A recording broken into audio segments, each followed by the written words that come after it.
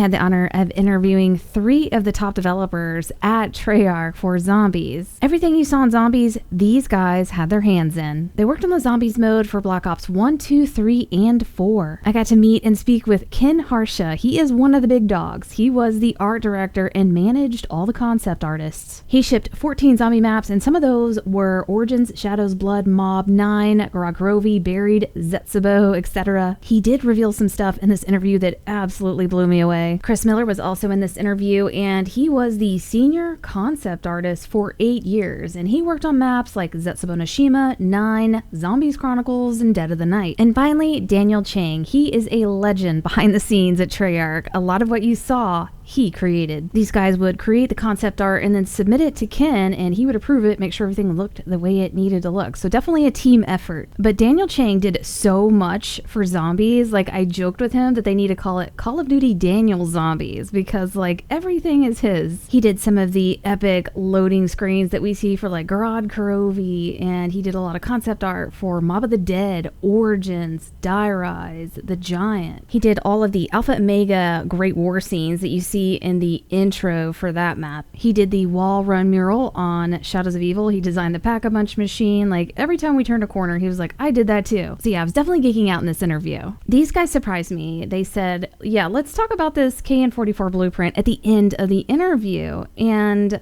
what I didn't know is that Daniel Chang is the one that designed it. I should have known, but it was a nice surprise, and they do go over it, and there's definitely no spoilers, but they do give some good insight to it. This interview was an hour and a half long, and I'm going to break it down into multiple videos. What we did in the interview is that I showed Shadows of Evil on screen in theater mode and like flew around, and they talked about different aspects, and then we also did that for Black Ops 4, 9. This video is going to be about who they are, what they did, and show some of the behind the scenes development for Shadows of Evil, and then we're going to go over the KN-44 blueprint on the Giant. I would recommend watching this video in its entirety. I've put stuff in that's really important to understand how the process worked behind the scenes. It'll give you a better understanding when you're hearing them talk about the KN-44 and its development. If you don't watch the whole thing, you might be left with more questions than answers. In this interview, they talk about some Easter eggs, and they say some stuff that's pretty mind-blowing, and that is going to be its own video. That was just too much to go over in this one. So watch out for that video right after this one. It looks like we've got some stuff in Shadows to still solve. So I start off by saying, just say who you are and what you did at Treyarch. And then the first thing I talk about with Daniel, and something that really fascinated me, is that the Chang's laundry is named after him. They spelled his name wrong, and there were some legal issues where they couldn't fix it, so it had to be shipped spelt incorrectly. I'll let you guys listen to the first part of the interview. Go ahead, Daniel. You can All right. My name is Daniel Chang.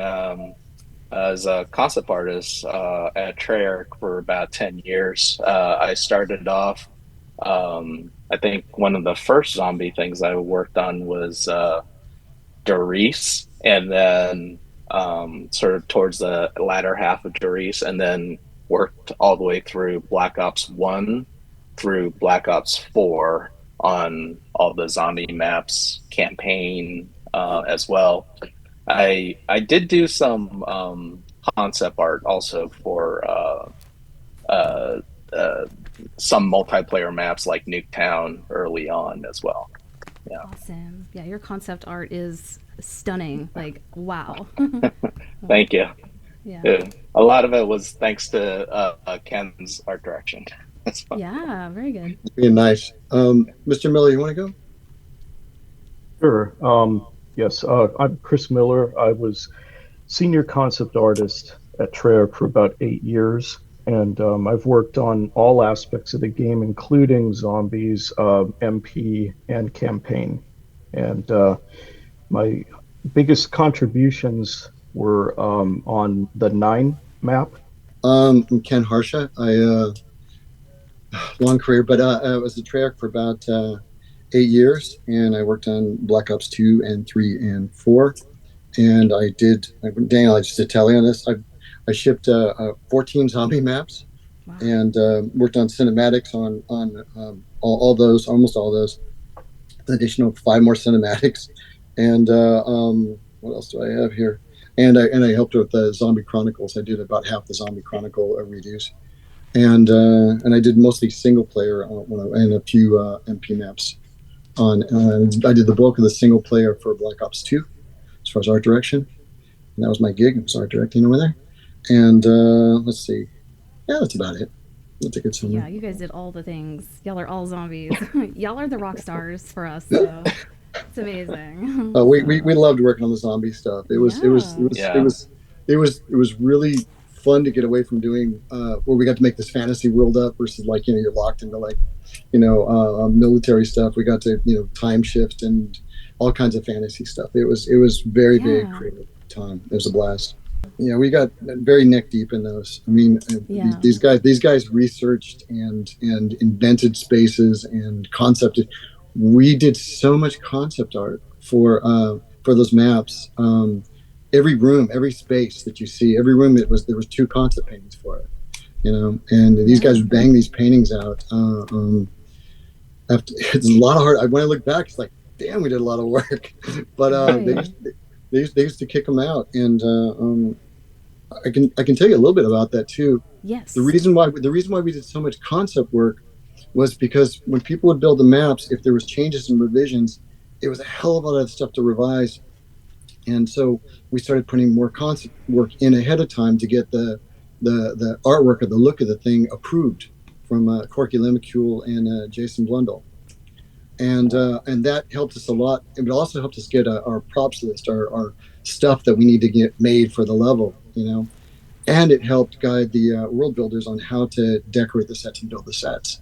So we got a lot of mileage out of concept on those. So we did a lot of concept work to plan those out. How about Shanks? Like, this is amazing. Like, this is based on you, right?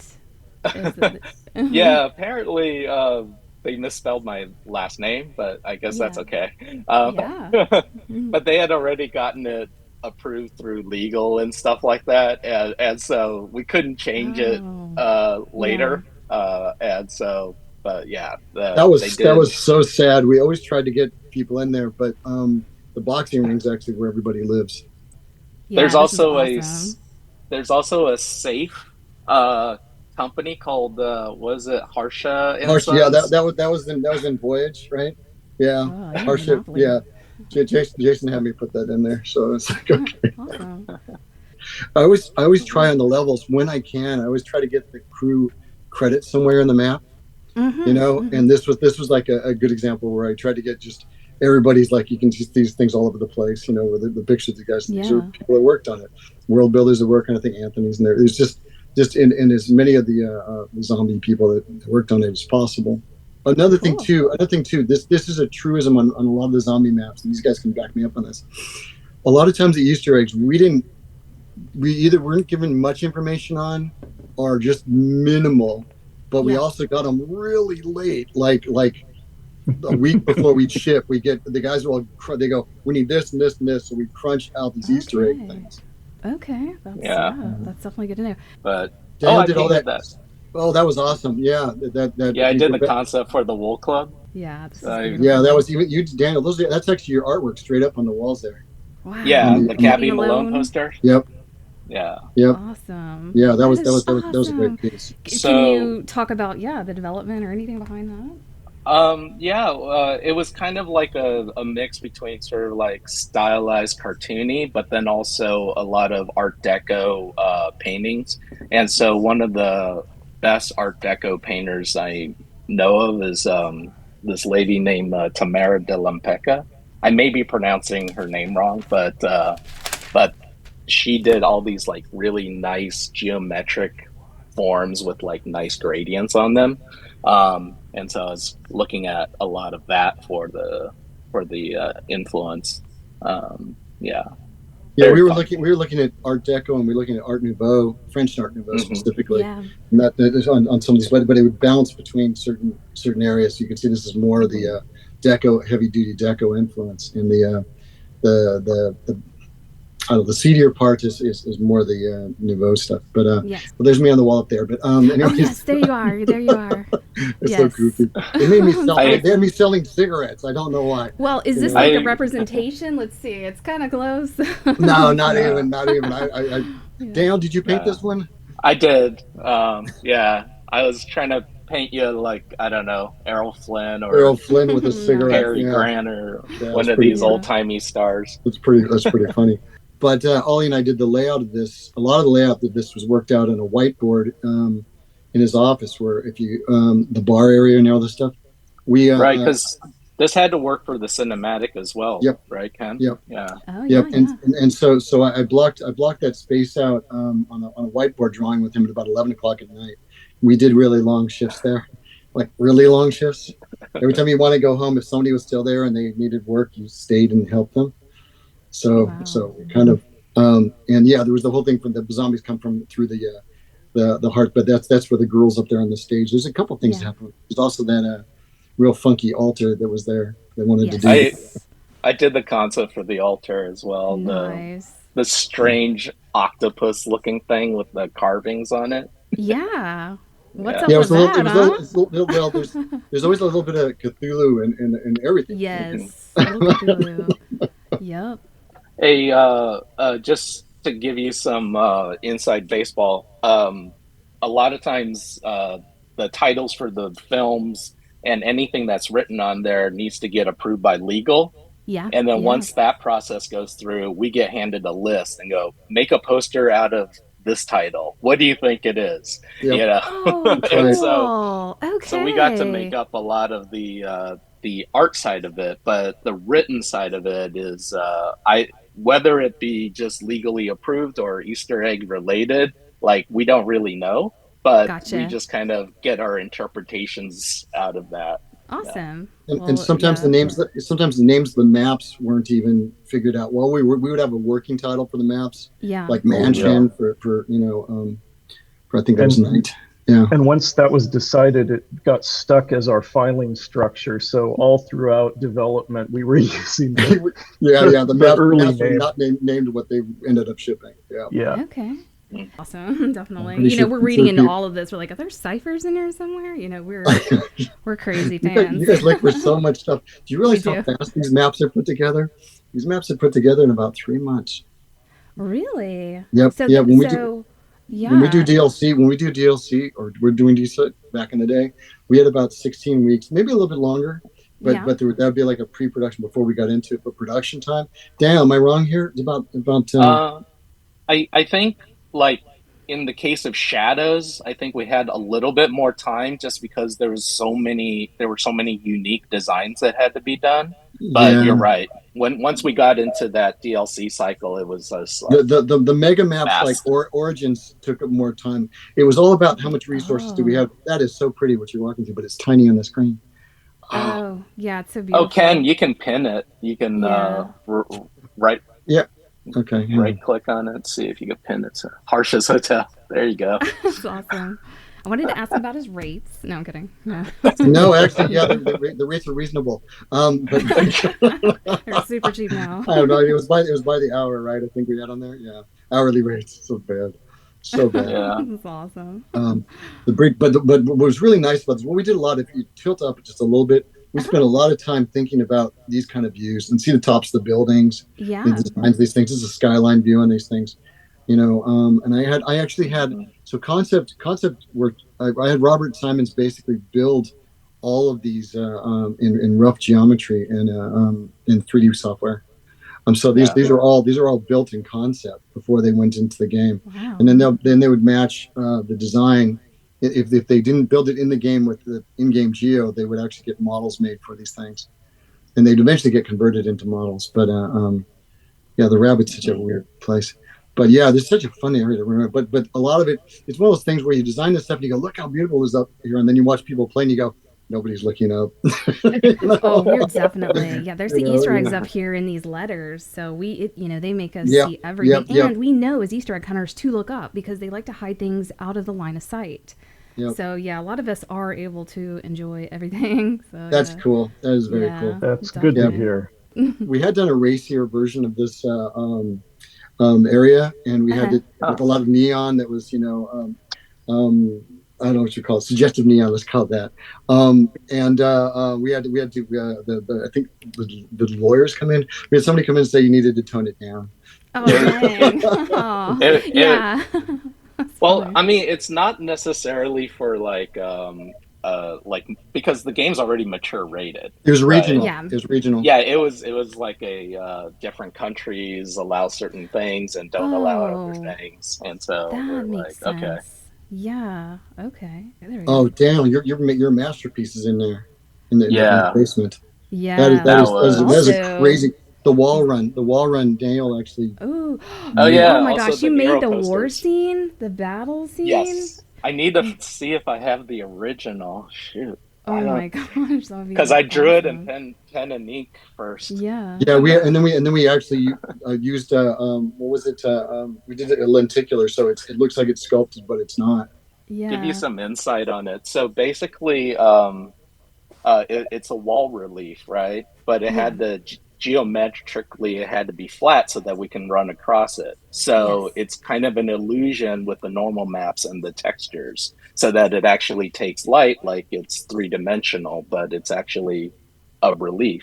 Wow. Um, Now, we suggested different ways of putting that together. Actually, can we go there so that Yeah, we can yeah. take a look at it? But I Okay. wanted to Oh, point out okay. these posters that Daniel did because these are some of my favorite art pieces. All right. Yeah. Oh, in the office is a newspaper article, Ken, where he's like on the front page, Oops. or Okay. I think, yeah. Yeah. And that was a black and white piece I did for it. But Let's basically, see. I was able to paint. Oh, there! Oh, Wow, look, you you got can the actually flashlight. This is do that. awesome. Yeah, That's there we awesome. go. Yeah, those are Yeah, beautiful. those are really fun. Those are really Yes. fun. That's great. Oh. How long does it take you to make something like this? Fairly quick, actually. I think Yeah. you know, I did a bunch of them in a row, and I think like, the whole week I probably cranked out three of them at least, and then Yeah, some these amongst my other duties.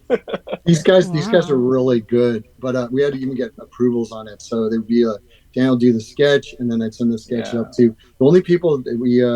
It was kind of nice. The only people we really answered to on this was Corky Lemicule and Jason Hmm. Blundell. It Yeah. was such a truncated pipeline compared to like an MP, and who's giving you feedback.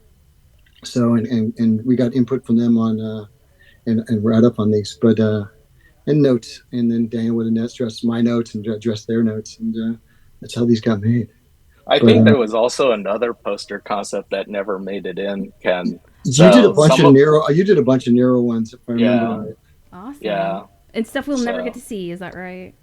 yeah. Oh, Yeah, Until they come out with a zombies COD Zombies art of book one day. I don't which would know. be about ooh. 1,000 pages thick. So Right. so much Okay. stuff. At least, yeah. It'd be a tome. Yeah. Awesome. So yeah. is but one of the things we used to do is embed a concept artist with a world builder. Okay, Yes. so I believe at the beginning of that we just gave because Ali was a pretty good photographer. We just gave like the whole team like, hey, if you want to get your mug inside the game Yeah, used in they had a couple some. of Nice. pictures. There's that Yeah, Zach up there on the top left. Yeah, yeah, but and like, there's a couple like repeats too. basically sign away your likeness rights for Oh. these photos, and then you got yeah, I see G in there. Gee, Haley, yeah. Yeah, and then Bryce, and let's see, Darwin. Yeah, this is one of the ones Gary. where this is one of the ones where the assets may not make too much sense because they repeat. Yeah. Right. Yeah. They're linking like the same person to like another person, but Yeah, there's not a the hand. the idea behind this one though, the idea behind this one was it was a city built on a city, and that there was an ancient city underneath it. Okay, let So me. we started indicating a city underneath that, and that's how you got this ancient like the walls, things were broken in through. They were looking for Ah, that's there it Daniel's. is. It's Daniel's giant Yeah, let me, wall run map. yeah, let me That is a spin around here. crazy cool map. It's actually Yeah. really amazing. It's an amazing image. If you go straight onto the thing, you'll see the 3D looking. See, it's not even 3D. It's so funny. It's flat. There's a Yeah. little bit. Oh, there's a little bit there. But we basically built off of height maps. So you Sorry, But I'm have looking the around. original sketching. Yeah, I'm looking around the room to see if I have the. Awesome. I forget oh yeah, where it if you put is. damn, if she puts a flashlight on this one, will it ruin it? I Oh, don't no, know. I can It might definitely. not. Whoops, wrong button. Oh, that's Whoops. Unlocked. It's great. Yeah. All right, let's see if I can do this. Oh, no, that didn't Yeah, work too well. There we go. oh, It's starting. it does kind of start ruining it, huh? Oh, it it I does. think it Yeah, actually mine does. work. I That think is it needs I interesting. think it needs a like that's not straight on, but kind Yeah, of coming off from the side. So yeah. just to give you some insight as to how we made this, an alternate way of making it would have been just to grab a bunch of character models and then just squish them flat, but then that would have been way too much geometry and way too much work. And so we ended up needing to create a texture for it. And basically, what you do is you make a height map out of values. So, whatever is lighter in value, like lighter in tone, it'll stick forward more. And then whatever is darker in tone, it will recess in space more. And so basically, I had to paint this very strange, like ambiently lit battle scene together Yeah, yeah. The from that. Marg was attacking, right, and you've got the heroes on the left hand side over Yeah. there. Yeah, Uh, that was a fun piece. The city that's behind you is the one that Yes. Brown City. So that's yeah. This what indicated there was a lot more underneath there This that is, was. yeah, these are pieces built from like cathedrals and churches from like even the multiplayer map Infection. So it's like, why is this churchy? Like, what's going You on? guys spotted that out of the assets. I think when we originally did Uh-huh. the concept, it was supposed to be just some arches, but I didn't know they reused assets. Yeah, yeah. And then you have some so European style chimney pieces. You've got buildings from Gorokhorovy, Stalingrad. Like we're yeah, trying to understand like what this place it is. very well. Some of it can be just so you understand. Some of it can be Hmm. kitchen sink stuff where we needed to put something there, and we looked at Hmm. well, what can we use? What can we Yeah, reuse from previous things? Without having to. In other words, how can we make it? How can we add to the production value without having new assets made? yeah. So right. some of those are reuses, but that's why we fogged the hell out of it. But you guys aren't supposed to look out there that in that detail. I always forget there's theater mode. You can do things in theater Yeah. mode that gets us in trouble. Yeah.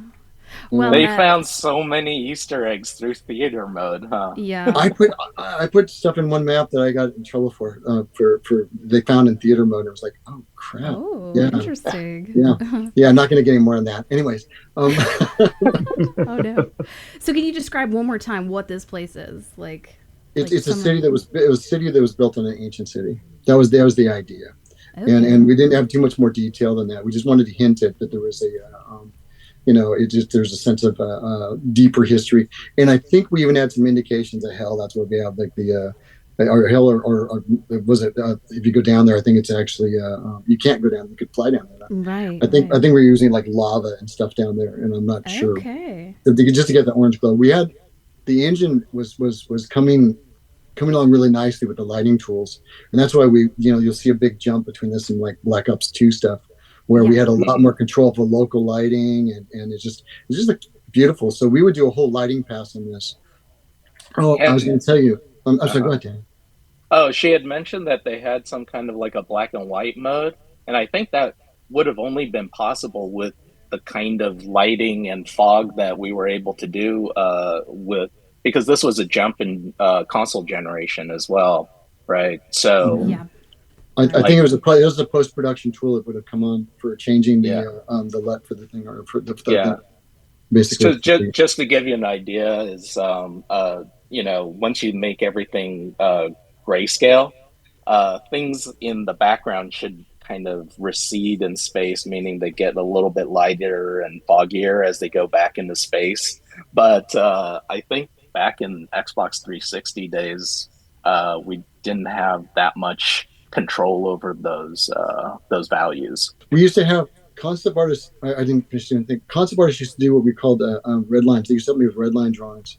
So once we got a level kind of rough detailed out, I go through the level with the world builders, and we look at what they could fix. But we realized at some point in time, I would go through it ahead of time with the concept artists and start picking out, and we do screenshots and then do red line drawings on how to finish the level, how to polish it.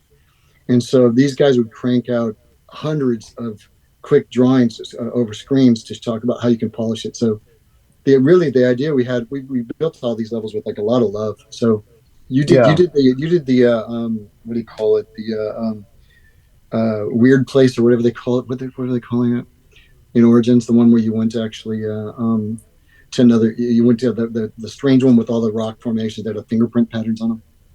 Yeah, and we designed all of those fingerprint patterns. I remember that even ended up on a T-shirt from what I remember for the team, which is kind of fun. Yeah, but every inch of these that we could, I worked these guys so hard. Every inch of these that we could art direct and give ideas about and detail out.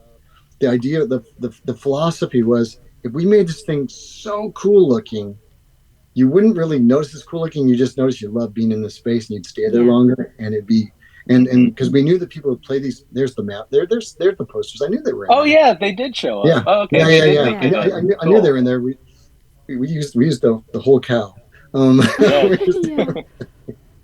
Yeah, I didn't know if the lady in the basket with the swords made it in, but that's cool. Oh, did you? Oh, yeah, right. That's here. the middle one there. Yeah. Yeah, nice. Will she emerge unharmed? Oh my gosh, that was a bunch of posters. Jeez. Yeah, those came out great. Those came out really cool. But but all this stuff adds just like a layering of the immersion, right? Yeah. If you're gonna hire Jeff Goldblum, you put him everywhere. You do. Absolutely. And Craig wrote some of the funniest lines for these guys, man. When these guys were running around here, this is actually a really funny map. It's a funny map when you run around and you hear what they're saying. It's just one of the zombies experience things is how quippy these guys are on things. Okay, so I'm about to ask them about the books on Horizon that I've gone over that could be a John D type cipher, and then I talk about the blueprint. But wait until you see the look on Daniel Chang's face and his reaction when I say, do you know anything about these books?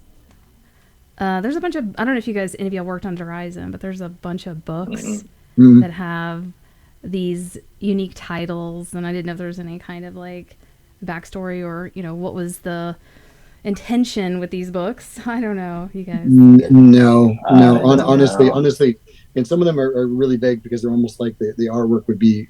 It might not. Sometimes some of these assets would have not even gone through concept. They would have gone like right into having an artist make the asset.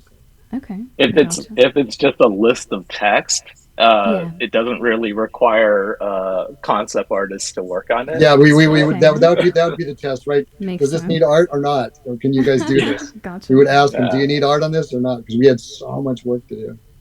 I remember I helped work on that logo with the old Doris logo. The 935 logo with the fist. What? Yeah. Yeah. What is that supposed to be like?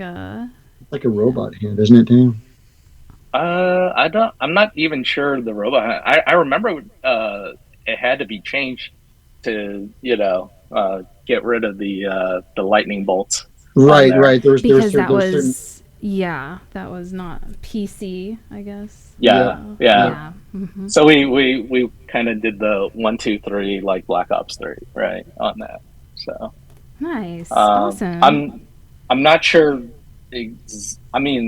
Something atomic, I would assume. Something, we don't know. Yeah. We'd be guessing. Controlling the world. Same guesses you folks have. We have. Gotcha. So here's Daniel's first reaction to seeing the books. He like rears back and then shakes his head like no idea what I'm looking at. They spoke about these Easter eggs being on a need to know basis, and these books didn't go through any concept artists because they were so simple. They went straight to the art department and straight into the game. So they're telling me that everything was really secretive and they wouldn't hardly tell these guys anything. So these books would be at the highest level of secrecy. They talk more about the secrecy while we talk about the blueprint. I'll show you guys that in just a moment. But yes, these books after this interview are definitely still on the table as being maybe a cipher within them and also maybe the impossible Easter egg. Also, I was able to commission Daniel to do some artwork for me. I'll show you guys that at the end of the video, but he does sign it and he does show his signature on the piece like his other pieces. and it matches the signature on the blueprint. He'll talk a little bit about that. And then for the finale, this is a big one in the community right now, because I mean, I don't know if you guys heard about this impossible Easter egg that Jason announced back in 2015. We've heard of the impossible Easter egg. I know Daniel made the artwork on this one. Yeah. Oh, nice. Okay. So Listen if to you me. if you look at the D on Dr. Monty, Yes. and you look at when I signed your cat portrait, Oh, very nice. Very nice. very That's similar. awesome. So yeah, it's like a wall by. There's a hypercube. I see Robert Simons' design on the summoning key thing The sphere, right yeah. there. Yeah. And then there's all these diagrams and on there. But yeah, I designed the border treatment to make it fancy. It for folks who are looking for Easter eggs, it's almost like the parts that the artist contribute into it. Those are like just for artistic sake, and the other parts are like probably more Easter egg sake. Yeah, there's what they call red herrings, which are not critical for your puzzle. That are splashed in there too. So did you put all of the diagrams on the side as well, and everything in the center? Some of the diagrams were handed to me. Okay. Told like this. Make something cool. These things have to be in there. Okay. I was never told what they meant. I was never told, it just had to look like it was part of the blueprint. As far as diagrams go, the one that I contributed to it was the wormhole diagram. And so I'm not sure. Yeah. It's the one that's kind of U-shaped with the funnels going in between the U. And but everything else is, I would say, game. Was it your idea to put the KN-44 in there? I forget. I think I may have just put an AK-47 in there at first, and then somebody told me, "Hey, use whatever it is within the game." I know there's all this talk back and forth about, and I can't confirm or deny any of that stuff. Yeah. Okay, so you could have used a different weapon, but you were told to use something in game and not something more generic. It's very similar, right, as far as the silhouettes go, because of the curved magazine. I think I was told, use something that's within the game, right? Okay, so you could have used like an SMG or an LMG, but you're like, we'll go, AR, put the K in. But I think it was originally called like the ARAC at the time. And the good part about that rifle is it's instantly recognizable, right, as a weapon. If I had put in like a pistol or something, it might have, first off, it would have looked underwhelming. And then, so you would want something a little bit, more substantial, I would say. They say more, but let me just stop here and go over that and then give you some more details that he said to me on the side in DMs. So he originally wanted to use an AK-47 because it was a substantially sized weapon and it was pretty recognizable. A pistol or something else wouldn't give the impact that he was looking for, and it looks like he had complete freedom and control over whatever weapon he put here. And he said anything that an artist had freedom to do not consider that for an Easter egg. The other two things he had freedom to choose were that border and that wormhole that he added. One thing he didn't have creative choice over seemed to be those solar systems with those orbital paths. So after the interview, I went back into DMs with him and asked some more targeted questions to see if I could get some more answers. I wanted to confirm that he had no creative of choice over those solar systems. And then I wanted to find out if they were maybe stock images or someone created them and gave them to him. Because that world volume on the left of the weapon is a type of stock image, and it's been just recreated, like he fine-tuned it. He said, in regards to the solar system, I was given the image to put in. Not much freedom to do my own thing there. He said, I can't recall if I was handed an image, a crude sketch, or given instructions. Either way, I would have had to draw up a clean version. He said it's been so long ago, he can't remember. Also, he requested that no one message him about this. He does not want to be bombarded with emails. He's answered everything he can in this interview, and that's all he has to say. So right now the KN-44 is questionable given the information we've gotten so far from him and then also another source. But everything else on that blueprint could be something. Those solar systems absolutely could be something. There was something very secretive about it. He was handed the images, so there might be something to solve. But I'll play the rest of what they said about this. A lot of zombies had, early on, they had a lot of things where they wouldn't tell the team hardly anything about zombies. So I pushed really hard to get more trust so we knew more, but we never pushed into like knowing this stuff because they were always worried that somebody on the team was going to give away the the Easter eggs before their time. Yes, that makes a lot of sense. But I think the time's up on this one. I don't know what it is. Yeah. Well, Daniel, were you told to put in the orbits with the suns and the different, I guess, solar systems? I think you have to assume that I was told to put in everything else. Yeah. Okay, I gotcha. Also everything that wasn't here, what it had to be approved. So when Jason was looking over this stuff, it'd be if it wasn't right, it would have got pulled. If they were going to use it, there was even a possibility that Daniel added something in here, and they said, "Yeah, let's make this part of this," and we didn't know. That is true. Yeah. Sometimes there's an element of give and take with these things where, contributions actually just get woven into the predetermined script. Mm-hmm. Yeah. Exactly. Same thing as the fans coming up, some of the fiction, some of the stuff the artists would contribute ideas, and then it would get incorporated in a way that we didn't fathom. And just to confirm, go ahead. Does the zombie community call that a hypercube or a tesseract? They are referring to it as hypercube because Jason had said that to Dalek in an interview. Said, "Hey, check out the hypercube schematic." So that's what we've been, referring to. I remember I had to build that thing in 3D because I had to get just the right angle on it so that you could tell it's a cube within a cube. What it is.